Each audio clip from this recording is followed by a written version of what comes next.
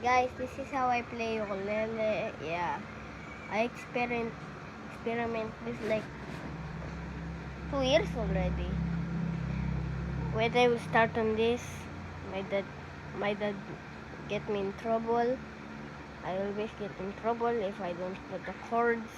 Yeah, sad story about it. So today, I am learning how to do it. So watch it, guys, before you get in trouble. Because what happens, you play this ukulele and you don't know the chords, watch this video until the end. Look.